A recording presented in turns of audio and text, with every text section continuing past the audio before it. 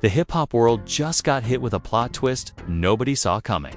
In Melly's, the man whose name has been dominating headlines, court dockets, and rap forums for years has just had his trial pushed back.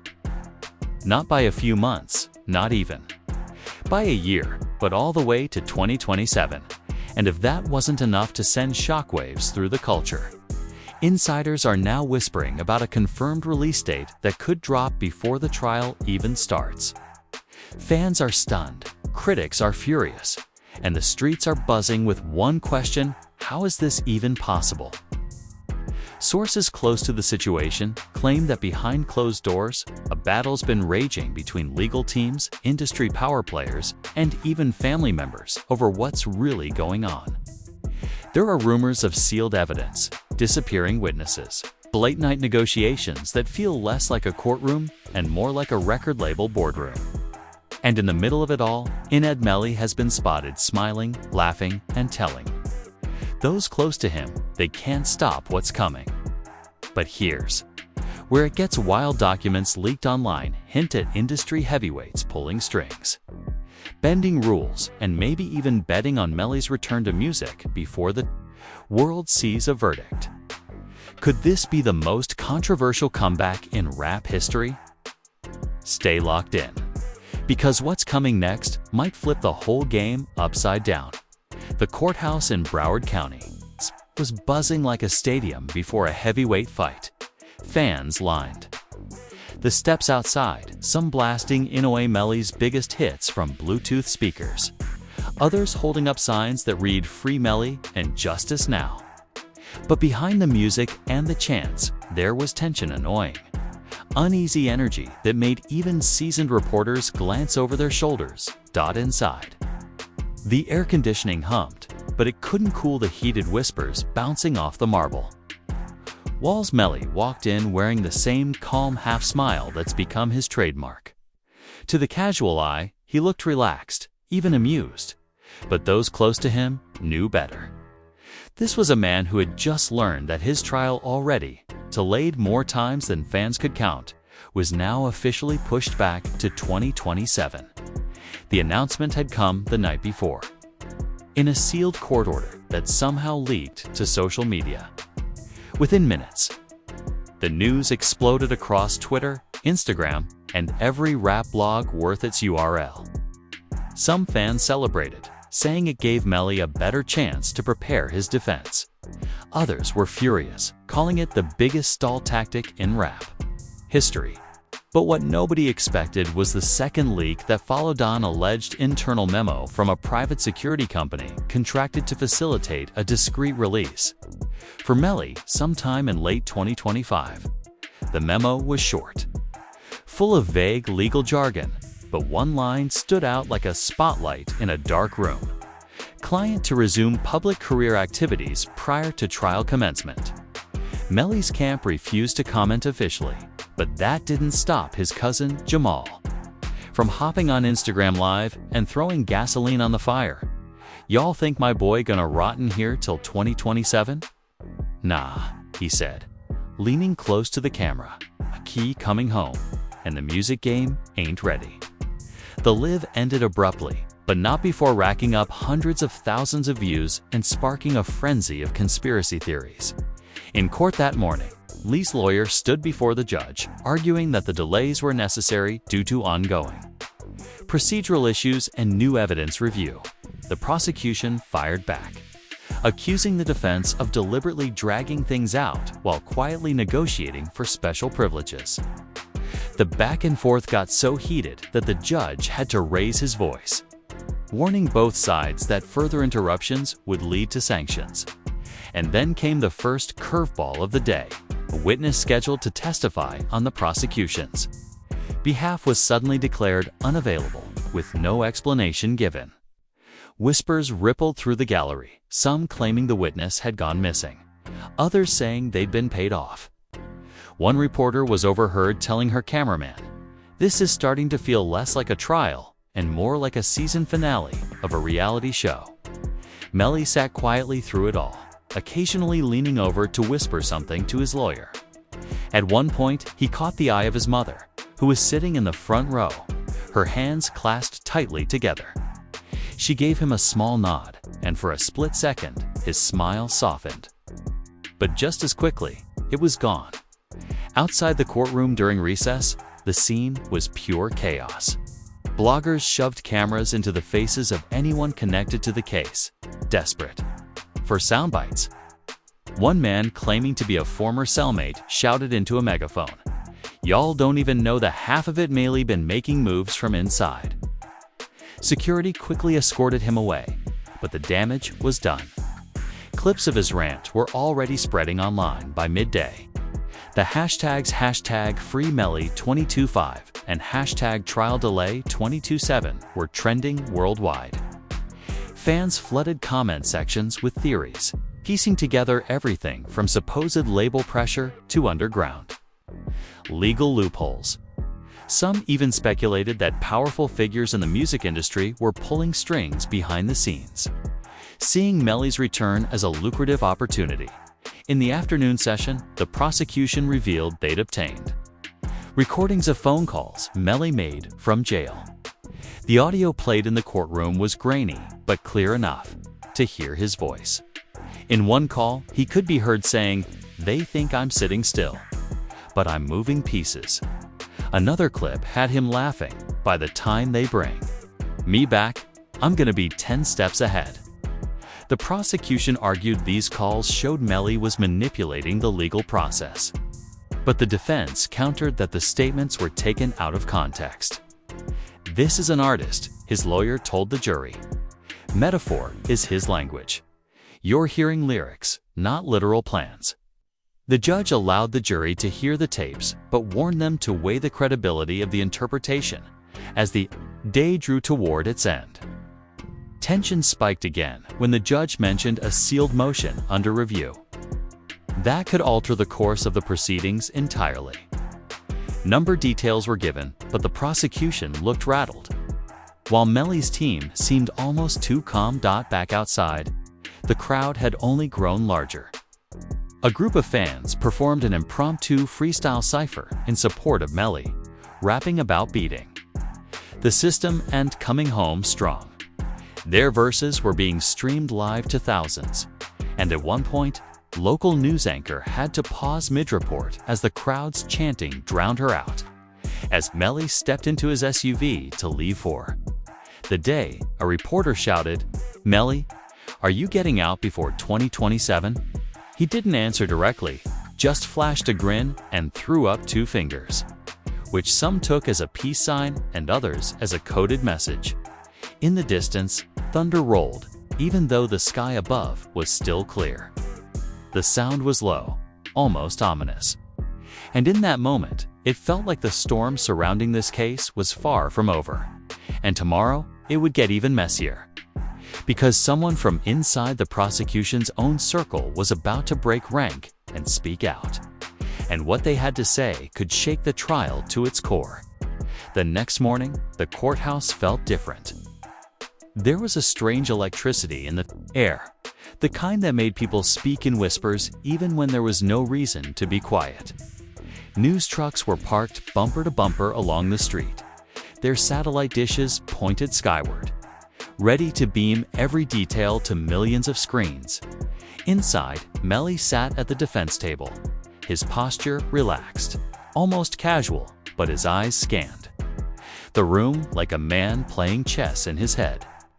His lawyer whispered something to him, and he nodded slowly. The judge entered, and without delay, the prosecution's newest nightmare walked through the side door. It was Dante Roberts, junior investigator who had been working for the prosecution since the beginning of the case. Nobody knew why he was there, least of all the prosecution. He walked straight to the witness stand, avoiding eye contact with his own team. After being sworn in, he took a deep breath and said the words that would set the gallery on fire. "I can't do this anymore. I have to tell the truth." The prosecution immediately objected, but the judge allowed him to speak, warning that he would be held accountable for every statement he made. Dante began to describe how key pieces of evidence had been misplaced or overlooked in the case against Melly. He claimed some of the delays weren't just due to legal technicalities. They were orchestrated to give the defense time to secure deals in the background. And then, he'd said something that made Melly glance up with the faintest smirk. There are people outside this courtroom with more influence over this trial than anyone in here. They're not wearing robes or badges. They're wearing Rolexes and managing artists. The words sent a shock through the crowd. Fans in the gallery exchanged wide-eyed looks, while reporters scrambled to type every syllable. The prosecution's lead attorney was livid, accusing Dante of betraying his oath. "This man is trying to make himself famous at the expense of justice," she snapped. But Dante stayed calm, even as his former colleagues glared at him. "Justice isn't hiding evidence to protect powerful people," he said. And that's exactly what's been happening. During cross-examination, the defense seized the moment. They asked Dante about specific incidents' phone records that disappeared, witness statements that were altered, surveillance footage that was logged but never presented. Each answer made the prosecution squirm in their seats. The judge looked increasingly concerned, jotting down notes and shaking his head. Outside the courtroom during the lunch recess, chaos reigned. Social media had exploded within minutes of Dante's first statement. Hashtags like #RolexJustice and #prosecution exposed were climbing fast. Fans were calling for a mistrial, while others insisted the revelations were proof that Melly's freedom was being brokered in back rooms instead of in front of a jury. To make things even wilder, a video surfaced that afternoon of Melly in jail, recorded on someone's smuggled phone months earlier. In it, he's laughing with another inmate, saying, "They think I'm waiting, but I'm just loading up." The video was short, grainy, but the timing of its leak was suspicious. Was it a coincidence, or was someone trying to fan the flames even higher? Back inside for the afternoon session, the prosecution tried to regain control by calling a forensic analyst to present what they claimed was undeniable evidence against Melly. But just as the analyst began to testify, the defense dropped a bombshell internal memo showing the analyst had expressed concerns about the reliability of the data in private emails. The analyst stammered, trying to explain it away, but the damage was done. The jury shifted in their seats, some exchanging glances. It wasn't just about Melly's guilt or innocence any. It was about whether the entire process had been compromised. In the front row, Melly's mother was visibly emotional. She wiped her eyes as she leaned toward a relative and whispered something that made him shake his head. Whatever it was, it clearly wasn't for public ears then. As the day's proceedings wrapped up, the judge made an announcement that sent shockwaves through the building. "Due to the seriousness of the allegations raised today," he said, "I will be reviewing certain elements of this case in chambers. All parties should prepare for the possibility of significant procedural changes." Procedural changes. In courtroom language, that could mean anything from delaying the trial even further to throwing out charges entirely. The room erupted, some gasping, some shouting, some just staring at Melly like he'd already walked out a free man as Melly left the courthouse. Fans swarmed the barricades, shouting his name. One threw a t-shirt toward him with 2025 scrawled in black marker across the front. He caught it, held it up for a moment, then handed it to a young kid in the crowd before disappearing into his SUV. That night, rumors exploded across rap forums. One claimed that a major streaming platform was already in talks for a Welcome Home documentary. Another swore that Melly had recorded an entire album from inside, ready to drop the moment he stepped out. And then there was the wildest theory of all, that the trial wasn't being delayed for legal reasons, but because the industry was building hype for the biggest comeback rollout in hip-hop history. Back in his holding cell, Melly leaned against the wall, scrolling through messages on a contraband phone. He saw the videos, the hashtags, the speculation.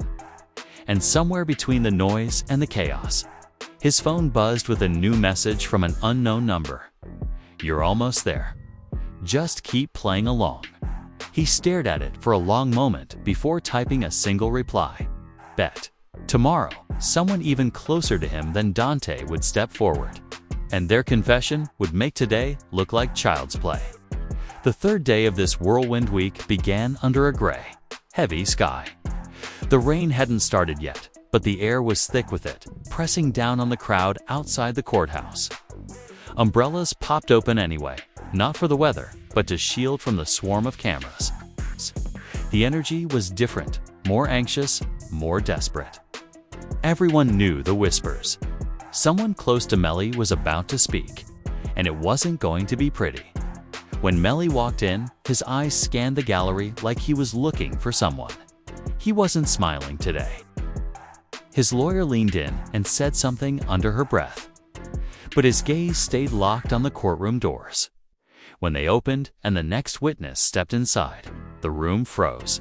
It was Trey, a childhood friend who had been at Melly's side through the come-up, the tours, even the first weeks of jail. The two had been inseparable for years. So why was Trey here, walking to the witness stand, not even glancing in Melly's direction? After being sworn in, Trey cleared his throat and spoke slowly. "I never wanted to be here, but I can't keep this in anymore." His voice wavered, and you could feel the entire gallery lean forward. Melly, he's been playing everyone. The trial delays, the leaked dates, it's all part of a plan. Gasps erupted, but the judge banged his gavel for silence. Trey went on, claiming that months ago, Melly had told him in a jailhouse conversation that the delays were free marketing for when he came back. He said every headline, every rumor, every delay keeps his name hot. And when he finally walks out, he's gonna drop the biggest album the game's ever seen. The defense objected, calling it hearsay, but Trey wasn't finished. He produced a folded piece of paper from his Pokita handwritten note he claimed Melly had slipped him during a visit. The note, which the judge allowed into evidence after heated debate, read, "We're gonna turn this trial into a rollout. Trust." The process. Melly sat perfectly still, staring straight ahead, but his right hand clenched the arm of his chair. Fans in the gallery looked torn, half in shock, half nodding like they expected nothing less from a rapper who'd built his brand on unpredictable moves. The prosecution jumped on the revelation, framing it as proof that Melly wasn't a victim of delays, but a manipulator of them. The defense countered that even if the note was real, it was just an artist talking about controlling his narrative. Musicians speak in metaphors. His lawyer reminded the jury, "This isn't a crime." Branding. Outside during the lunch recess, the streets turned into a live rap debate. Some fans were furious at Trey, calling him a sellout for testifying against his boy. Others said he was just telling the truth, no matter how ugly it looked. Rap blogs posted side-by-side photos of Melly and Trey in Better Days tour buses. Award shows matching chains under headlines, like from day ones to day in court. But the real explosion happened online when a clip from Trey's testimony hit social media. Someone remixed his words into a drill beat, turning "it's all part of a plan" into a hook. The video racked up millions of views in hours, making the trial feel less like a legal proceeding and more like the prelude to a diss track. Back inside for the afternoon, the judge allowed cross-examination. Melly's lawyer pressed Trey on his motivations, suggesting he might be cooperating with the prosecution in exchange for leniency in his own unrelated legal troubles. Trey denied it, but the defense presented court records showing he had pending charges that could be influenced by his testimony here. It was a heavy blow to his credibility, and the jury took note. Still, the emotional damage was done. Melly's mother sat stiffly in the front row, not looking at Trey as he stepped down from the stand. Melly finally glanced at him, but there was no anger, no pleading, just a long, unreadable stare. And then came the twist that flipped the day upside down. the judge announced he had reviewed the sealed motion, mentioned earlier in the week, and would be unsealing part of it due to public interest. The document revealed that a confidential proposal had been made to release Melly into supervised home confinement for artistic and contractual obligations before the trial date. In plain English, was a plan to let him out to work on music, then return to court later. The courtroom erupted. The prosecution looked blindsided. The defense stayed quiet, and Melly finally smiled. It was small, almost smug, like a man watching a plan fall into place.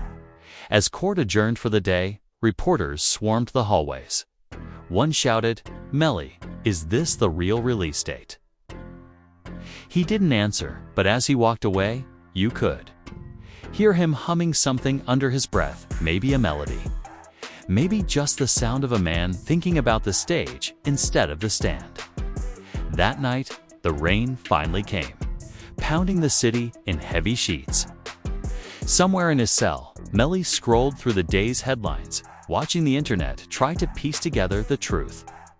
And then, just before lights out, his phone buzzed again. "Tomorrow, it's all going to break," the message read. "Get ready. Get ready."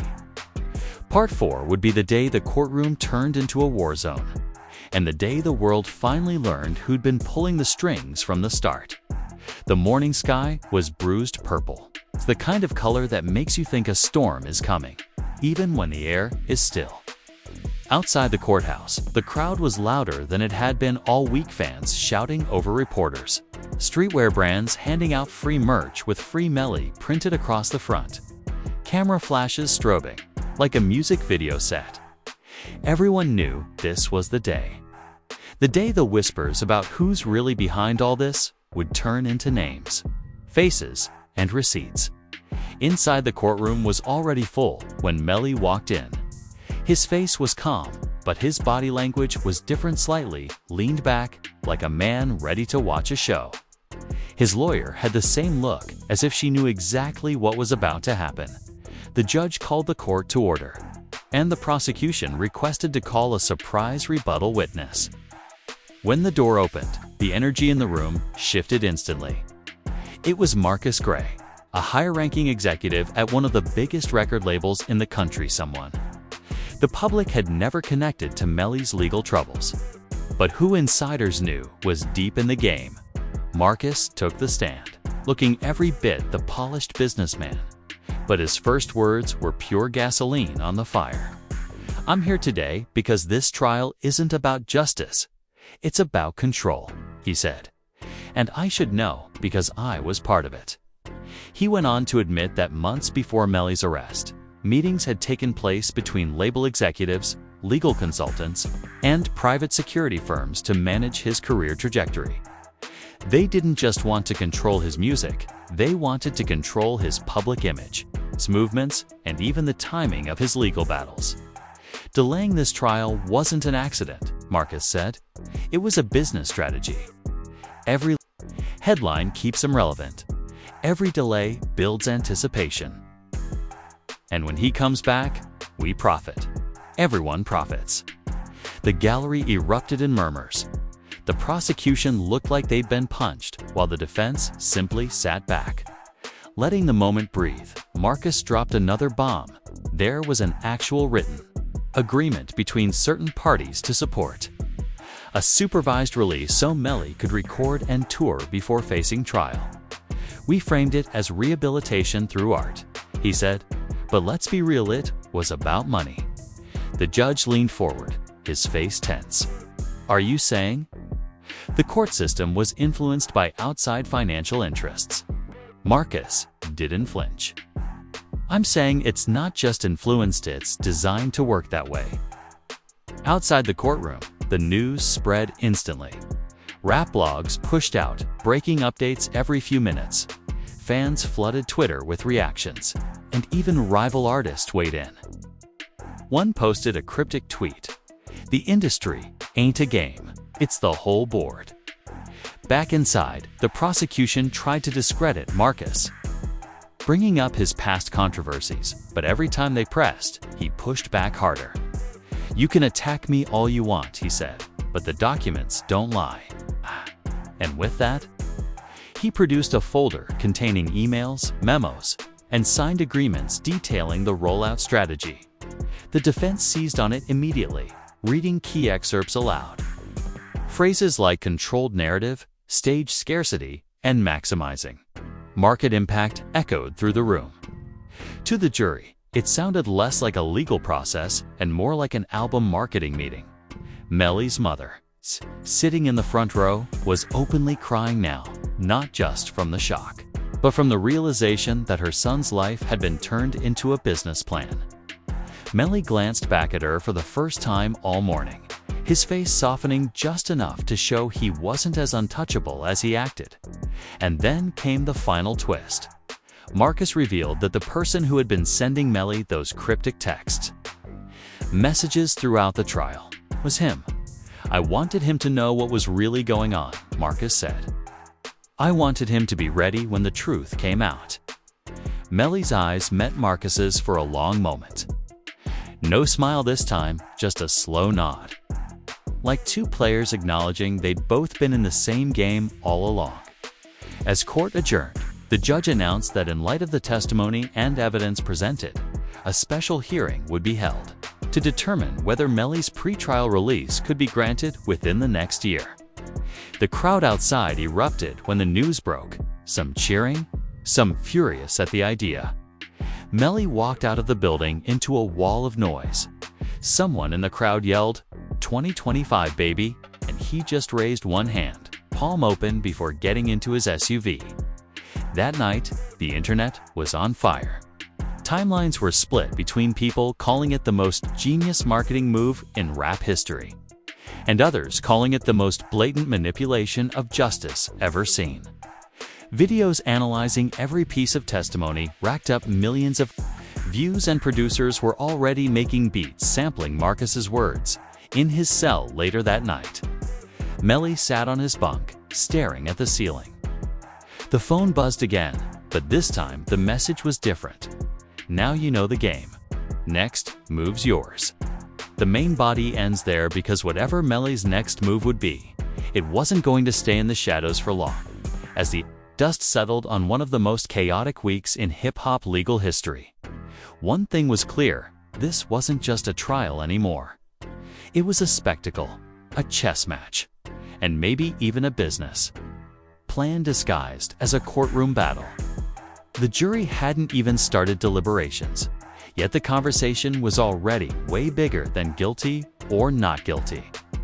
It was about the game, the players, and the invisible hands moving the pieces. YNW Melly's name was everywhere, from street corners to boardrooms, from reaction videos to late-night talk shows. Fans were split right down the middle. Some called him a marketing genius, a man turning a legal nightmare into the ultimate comeback story. Others said it was proof the system bends for those with enough money and influence. And somewhere in between, there were people who didn't care about the politics, they just wanted the music. But the big questions still hang in the air like smoke. Will Melly actually walk free before 2027? Will the so-called supervised release plan happen, or was it all just hype? And if it does happen, what kind of music will come out of a storm like this? Will it be celebration, confession, or retaliation? That's where you come in. You've been watching every twist, every betrayal, every leaked document and cryptic message. You've seen how far the industry is willing to go to keep its grip on power, and how far an artist will go to keep control of his own story. So now it's time for you to weigh in. Hit that like button if you think we're about to witness the biggest comeback in rap history. Subscribe so you're here when the next chapter drops, because this story is far from over. And drop your thoughts in the comments. Do you believe Melly's playing the game, or is the game playing him?